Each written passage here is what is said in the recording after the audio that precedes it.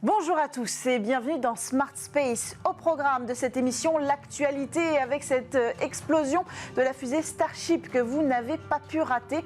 On y reviendra en introduction de cette émission. On parlera aussi marché avec le tout dernier rapport d'Euroconsult sur le prometteur secteur de la logistique. Et puis deux premières, celle de la Corée du Nord d'abord, qui annonce le lancement prochain de son tout premier satellite d'espionnage, ce qui n'a pas manqué de faire réagir Séoul. Et puis une autre première, celle du Kenya, qui a vu décoller cette semaine son tout premier satellite d'observation. Ce sera le sujet de notre Colactu. En deuxième partie d'émission, je vous propose un format grande interview, celle de Charles Becbédé, entrepreneur, fondateur du fonds Private Equity Audacia. Ensemble, on va parler d'investissement dans le New Space. Voilà pour le programme. On démarre tout de suite, direction le Texas.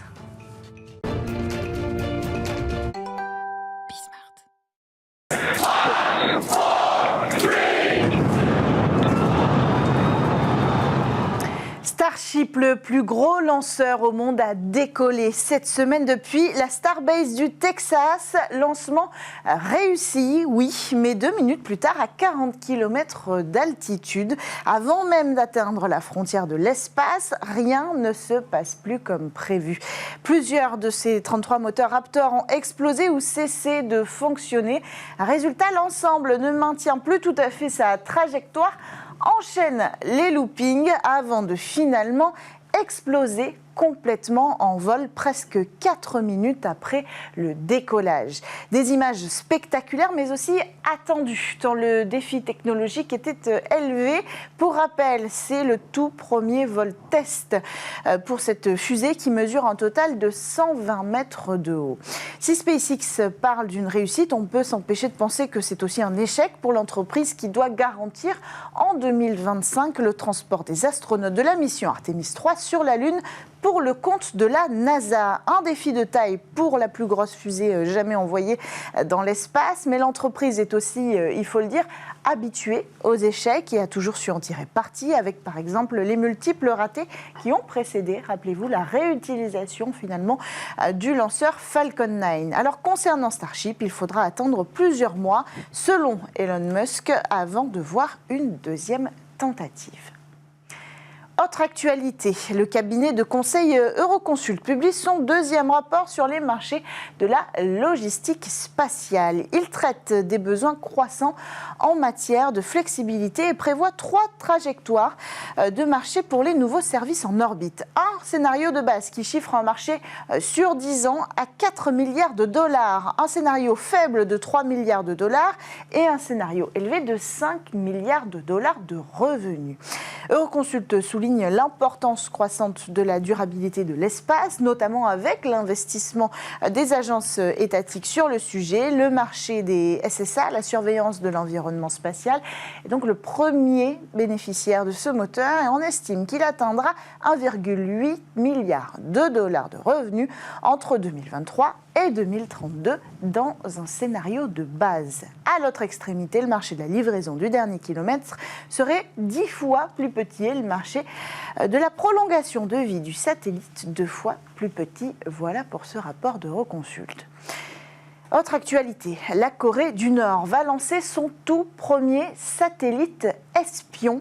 Le leader nord-coréen Kim Jong-un a ordonné le lancement du tout premier satellite espion de reconnaissance militaire du pays selon l'agence de presse de l'État.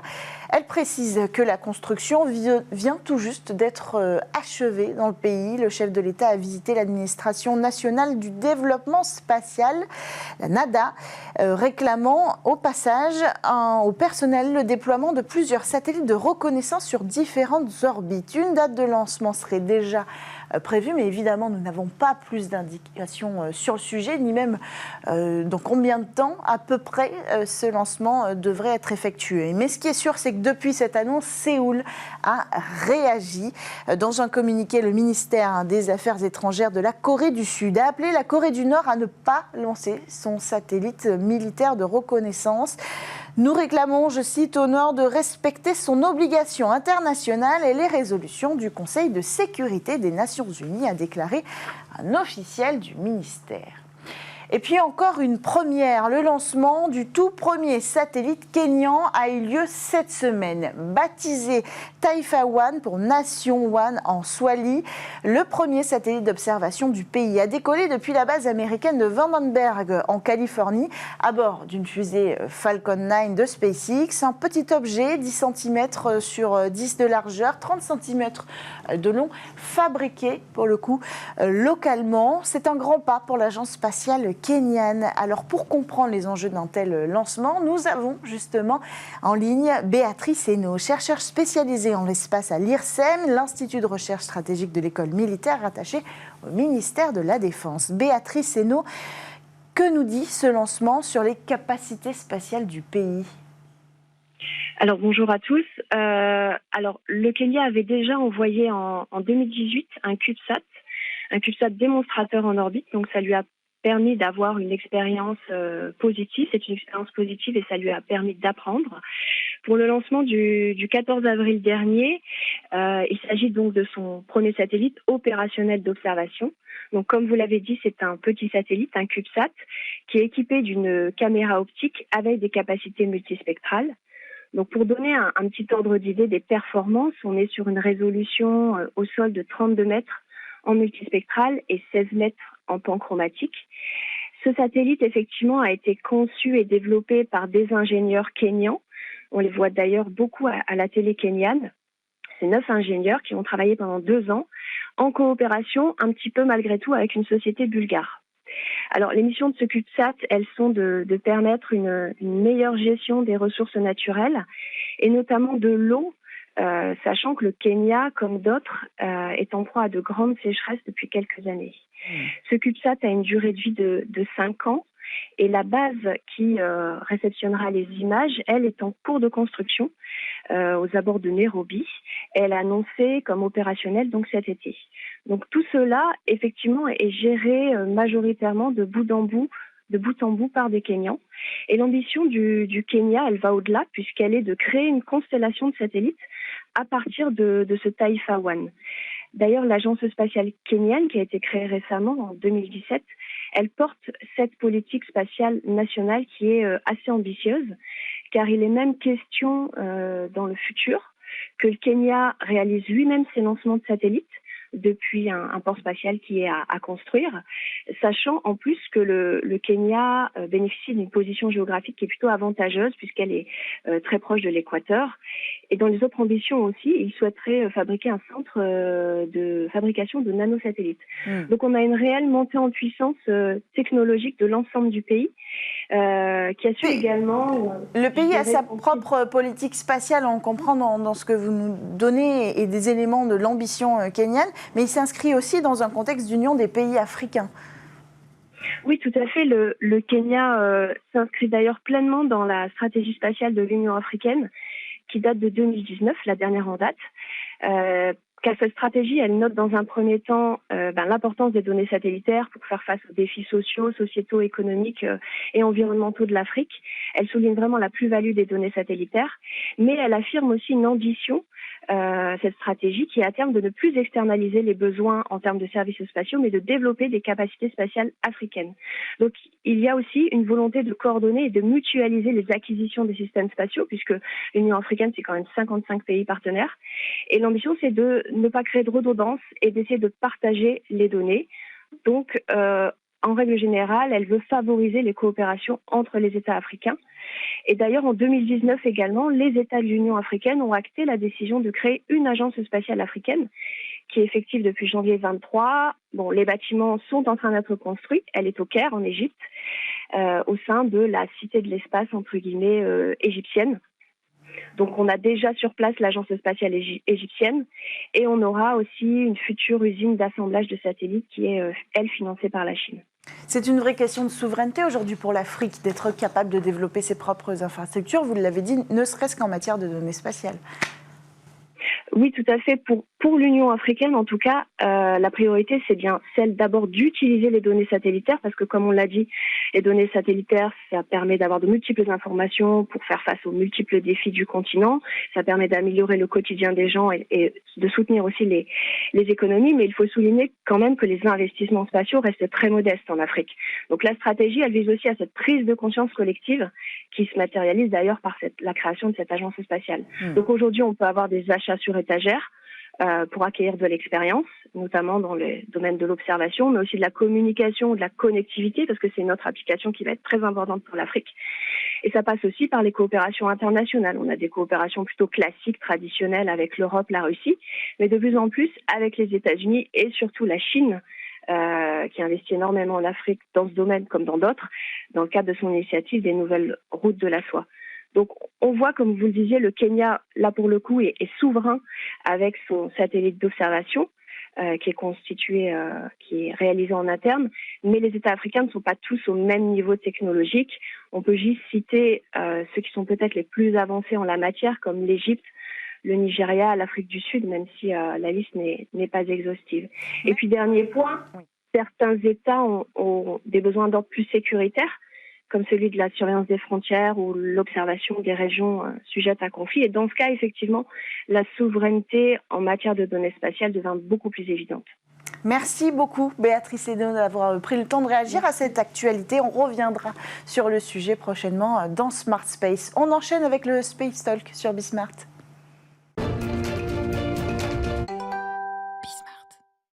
L'investissement, la science et l'espace sont en point commun. C'est Charles Beigbeder, notre invité aujourd'hui. Nous allons faire toute une grande interview avec lui pour faire le tour du sujet de l'investissement spatial, porté notamment avec le fonds d'investissement Expansion. Bonjour Charles Beigbeder. Bonjour Cécilia, merci de m'inviter. Bienvenue sur le plateau de Smart Space. Alors vous êtes passionné de science et d'espace, vous avez un diplôme d'ingénieur et vous avez même travaillé dans le secteur spatial un temps avant de finalement, je vous cite, trahir vos idéaux de jeunesse pour devenir banquier d'affaires et entrepreneur, comme vous l'avez dit à nos confrères du magazine Entreprendre. Finalement, ce parcours d'entrepreneur, il vous a quand même ramené à vos amours de jeunesse. Heureusement. Oui. En effet, j'ai toujours été passionné de haute technologie. Je voulais être astronaute, puis astrophysicien. Et puis, voilà, la vie professionnelle a fait que j'ai été dans d'autres voies. Bon, j'ai pu épanouir ma soif de curiosité. Quand même, j'ai créé plusieurs entreprises dans la finance, dans l'énergie. Et là, maintenant, c'est l'investissement. Mais c'est l'investissement dans la deep tech. Et on a... Audacia est devenu progressivement une sorte de spécialiste du financement de la deep tech. En France, en Europe, dans le monde même. Donc, il y a les technologies quantiques, avec les fonds cantonation. Et il y a le New Space, le spatial, avec Expansion. Alors, l'idée pour vous, c'est quoi? C'est d'être un trait d'union entre la science, les start-up, les investisseurs. On parle aussi de vulgarisation. Hein. Vous avez annoncé récemment le prix Bourienne, qui est le premier prix en fait, de littérature de vulgarisation scientifique. Donc, il y a une vraie nécessité peut-être pour vous d'être trait d'union entre tous ces univers. Le fonds de capital risque, les fonds de capital risque, le venture capital, a un rôle absolument clé dans l'écosystème. Parce que, bon, d'abord, en Europe, on est bon au niveau académique. On a des grands centres de recherche qui sont parmi les plus pointus au monde dans toute une série de disciplines. On a aussi des grands groupes industriels qui sont des champions mondiaux. Mais lorsqu'il y a des mutations, des révolutions technologiques, il y a un acteur qui est très important, c'est l'entrepreneur, le scientifique qui part de son labo et qui crée une entreprise. Et donc, ça, c'est un vrai phénomène de société. D'ailleurs, l'entrepreneuriat, c'était il y a 30 ans, les jeunes voulaient être fonctionnaires. Maintenant, ils veulent être entrepreneurs. Très bien. Mais il ne faut pas que les entreprises qu'ils créent restent toutes petites. Il faut leur donner les moyens de devenir des leaders technologiques de demain. Dans la guerre mondiale, je dis souvent ça, dans la guerre mondiale des hautes technologies, l'Europe n'a pas gagné toutes les premières batailles, mais on n'est pas condamné à toutes les perdre. Et pour ça, il y a besoin justement de grandes sociétés de capital risque pour accompagner les entrepreneurs au-delà de l'amorçage, dans la phase de décollage et dans la phase de conquête de marché pour devenir les grands leaders mondiaux de demain. Alors, c'est ce que vous proposez avec le fonds Expansion, qui est un fonds qui a été dévoilé l'année dernière. D'ailleurs, sur le plateau de Smart Space, petit peu par inadvertance, il faut bien le avec François Chopard. Avec François Chopard, qui est le fondateur et le dirigeant de Starburst. Absolument. Alors, quand vous avez dévoilé ce fonds, la promesse, c'était 300 millions. Oui, alors on est sur le chemin vers les 300 millions, rassurez-vous. Là, on est aux alentours de 100 millions, donc c'est très bien. On a déjà commencé à déployer une partie de ces capitaux. On est dans un portefeuille de 11 entreprises déjà, donc 9 dans le New Space et 2 en New Aero. Et elles grandissent vite, et c'est la raison pour laquelle on est heureux que ces 100 millions soient presque là. On est en train de finaliser les négociations avec les grands institutionnels privés et publics, mais ils sont déjà, certains sont déjà là, et les autres sont en train de finaliser ces accords. Et donc, le fonds donc sera doté de beaucoup plus de capitaux que l'année dernière, désormais, et on va pouvoir donc continuer à accompagner nos très belles startups. Par exemple, Latitude, ou Hyperspace dans le lancement de fusées. On a tous vu, évidemment, le lancement de la fusée d'Elon Musk hier. On l'a vu. La fuséologie, Elon il dit rocketry, mais la fuséologie en français, c'est la science des fusées, est une science qui progresse chaque jour. Il y a parfois des difficultés, il y a des étapes et qu'il faut franchir, mais nous avons en Europe, bien sûr Ariane, mais nous avons aussi toute une série d'entrepreneurs privés qui se lancent dans la bataille et qui sont très bons, dont Latitude, par exemple, je le recite, et donc on les accompagne avec plaisir. On va revenir sur ce choix des marchés à acquérir dans le cadre du fonds Expansion et à porter dans le New Space. Un an du fonds Expansion, quelle leçon on retient, quel bilan on fait de cette expérience de financement dans le spatial qui a quand même énormément de difficultés? Oui, alors c'est toute la tech qui a un peu souffert de la hausse des taux d'intérêt et des troubles sur les marchés financiers, bien sûr. Mais la deep tech, ça n'a jamais été facile. Même en 2021, qui était une année absolument incroyable pour la tech, la low tech, la deep tech, on avait toujours du mal à convaincre les investisseurs. Ça prend du temps, mais je crois qu'ils prennent de plus en plus conscience qu'il y a donc des énormes défis qui se posent à la planète. Bien sûr, le défi climatique, les défis des inégalités, tous les défis énergétiques, et qu'il y a des révolutions technologiques qui permettent d'adresser ces défis et aller chercher de la valeur plus profondément, en allant dénicher dans nos meilleurs labos de recherche fondamentale des découvertes qui ont été faites par des scientifiques et qui méritent maintenant de passer au stade applicatif, au stade industriel. Et ça permet de créer des valeurs, surtout quand on est au tout début. Parce que nous, notre stratégie, c'est d'investir en préamorçage et amorçage, juste après que la boîte a été créée par les entrepreneurs. On ne se substitue pas aux fondateurs, mais on va les accompagner sur toute la phase de création de valeur importante des premiers jours, des premières années, et puis après, jusqu'à ce qu'on appelle dans notre jargon la série A, série B et au-delà. Mais alors comment on pallie ce grand obstacle dans le secteur spatial qui est le temps? C'est-à-dire que la question de la rentabilité, du retour sur investissement, dans ce secteur peut-être plus qu'ailleurs, elle est difficile à appréhender pour les investisseurs qui ont besoin quand même de écoutez, non, c'est comme dans tous les secteurs, Donc, quand on a un entrepreneur qui nous propose quelque chose, d'abord on analyse le marché. Donc, comme on est dans la deep tech et qu'il y a des risques donc élevés, il faut qu'il y ait un marché très important. Donc ça, c'est la première chose. Si évidemment l'entrepreneur nous propose un marché qui est un peu rikiki, une niche, on va dire non, ça ne pourra pas, on pourra jamais atteindre la rentabilité qui permet de compenser cette prise de risque. En revanche, donc déjà, des grands marchés. Et là, c'est le cas. Dans le New Space, on parle en centaines de milliards de dollars, voire au-delà, sur un horizon de 10 ans. Donc le marché, il est en général là.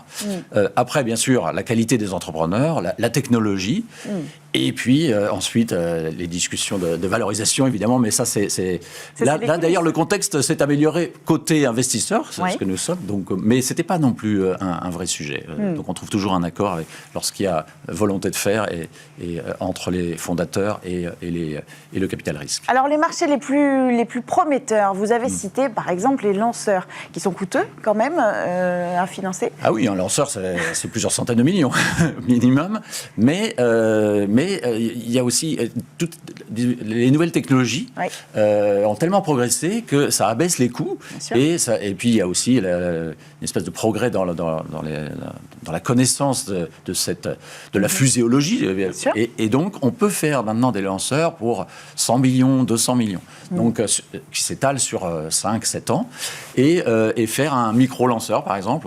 Alors, on parle même de nano-lanceurs, micro-lanceurs, mini-lanceurs. Et puis les grands lanceurs, par exemple Latitude, Hyperspace, dans lequel on a investi, se positionne sur le micro-lanceur. Hybride aussi. Propulsion hybride. On est dans la disruption technologique. Et l'impression 3D des moteurs, incroyable, avec la société luxembourgeoise Saturn Technologies. Et donc, ça permet à des entreprises d'imaginer de pouvoir produire des moteurs à la chaîne en fabrication additive. Et ensuite, le moment venu, de produire des lanceurs, plusieurs lanceurs par semaine, et les lancer. Donc là, ça va permettre de lancer des petits satellites lorsque une constellation qui comprend des centaines de satellites, il y en a un qui tombe en panne. On ne va pas demander à Ariane ou à Falcon d'envoyer 60 satellites, on va envoyer juste un satellite. Et là, c'est un marché extrêmement intéressant sur lequel évoluent ces entreprises qu'on accompagne. La logistique aussi, on en parlait en introduction, le cabinet Euroconsult a reprojeté, a redonné des projections sur ce marché-là. D'ici 10 ans, on a des scénarios de revenus avoisinant les 5 milliards de dollars. On a 2 entreprises dans ce secteur, Space Cargo et The Exploration Company. Donc, en effet, c'est la logistique en orbite. Il y a plein de projets fous de fabrication en orbite aussi, le microgravity manufacturing. Donc, le transport d'un point A à un point B en orbite, sur l'orbite basse, les transferts d'orbite. Donc, tout ce marché de la logistique, en effet, est absolument incroyable.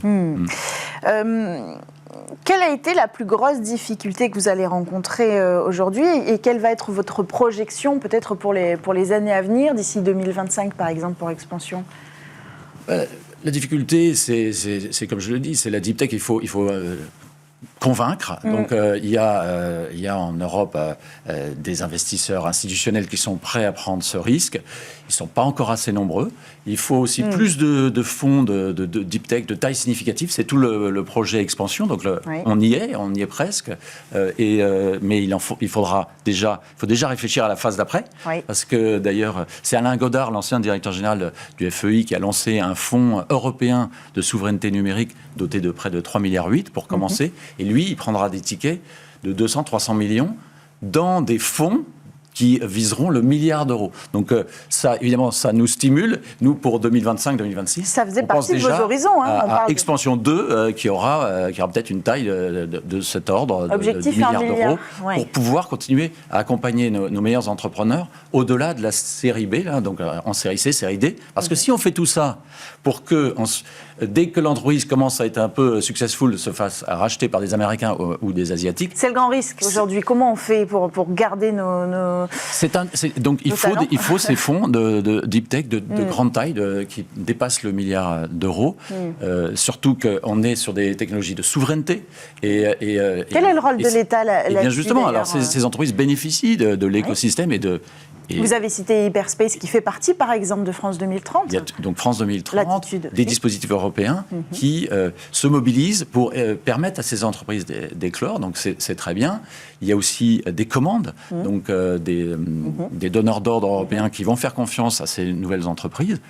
Mais évidemment, la contrepartie, c'est que lorsque, à un moment, il faudra éventuellement que ces entreprises soient consolidées, se cèdent, elles ne pourront pas se céder impunément en dehors d'Europe. Donc, en tout cas, il faudra demander, quelque part, organiser une concertation avec les grands acteurs européens, les acteurs publics, évidemment. L'État devra donner son feu vert s'il s'agit de se céder à des Américains. Mais pour éviter cela, si jamais ça pose un problème, si on a des grands fonds de deep tech européens, on n'a pas de problème. Et on peut, à ce moment-là, rester indépendant en étant très rentable et devenir un leader européen du New Space. Alors, je voulais parler avec vous de la règle du retour de budget, parce que c'est le sujet dont on parle beaucoup en ce moment, pointé du doigt à la fois par les agences, dont l'Agence spatiale française, par des grands industriels, comme Ariane Group, par des startups aussi. Cette règle du retour de budget, qui est donc, pour vous redonner le principe à tous, l'idée de redistribuer l'argent qui est investi dans l'Agence spatiale européenne. Quel est votre point de vue, avec ce point de vue d'investisseur que vous pouvez avoir, est-ce que vous pensez, comme beaucoup d'acteurs, que c'est un frein à la prospérité, à la concurrence européenne saine qui pourrait donner un secteur plus favorable pour les startups et New Space ? Bon, déjà, un petit commentaire quand même, c'est que comme la France représente à peu près la moitié du secteur spatial européen, c'est pas trop un problème pour les startups françaises. Alors nous investissons pas simplement en France, évidemment.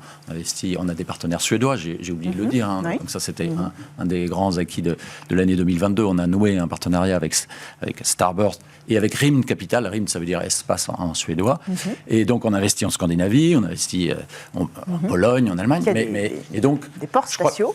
Après, c'est vrai que pour l'ESA, ce qui a été mentionné en effet par le High Level Advisory Group, c'est que ce principe d'égalité parfaite, des retours vers les pays qui contribuent au budget de l'ESA, c'est complexe, ça peut ralentir les initiatives.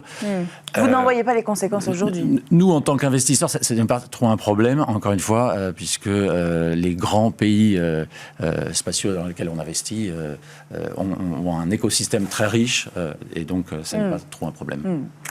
Alors, on peut dire un mot sur ce trait d'union entre la science et l'investissement. Vous avez Cantonation, qui est un succès, qui porte aussi la deep tech et précisément le quantique. Est-ce qu'il y a une jonction entre expansion et Cantonation, entre le spatial et le quantique, que vous exploitez aussi, déjà ? Absolument, et aussi le nucléaire de nouvelle génération, sur lequel on travaille. On est en train de constituer une équipe pour un fonds dédié au nucléaire de 4e génération, de fission, voire de fusion. Et donc, moi je pense que toutes ces hautes technologies, toutes ces grandes révolutions technologiques vont permettre peut-être d'inventer des choses complètement extraordinaires. Par exemple, là, on a vu hier SpaceX, on est sur la propulsion chimique classique. Il y a eu un programme aux États-Unis qui s'est arrêté à la fin du programme Apollo, mais un programme de propulsion nucléaire. Et ils arrivaient à des poussées tout à fait comparables aux plus grandes propulsions chimiques. Donc, et vous voyez que donc, entre le nucléaire et le spatial, il peut y avoir des convergences. D'ailleurs, la NASA a lancé un programme sur ce sujet. Le quantique, va permettre d'inventer de nouveaux matériaux, de simuler la nature, puisque la nature est quantique, et donc d'inventer de nouveaux matériaux. Ces nouveaux matériaux, peut-être qu'on ne pourra les fabriquer qu'en microgravité, en orbite basse spatiale. Donc vous voyez qu'il y a des convergences et des idées d'entreprise complètement extraordinaires à créer, et nous, on est là pour les accompagner. Merci beaucoup, Charles Beigbeder. Alors, c'est une très belle introduction pour le sujet de la semaine prochaine, qui sera le nucléaire dans le secteur spatial. Je vous invite à nous suivre avec attention sur Smart Space. Merci à tous de nous avoir suivis. On se retrouve donc dès la semaine prochaine sur Bismart et bismart.fr. En attendant, passez un bon week-end.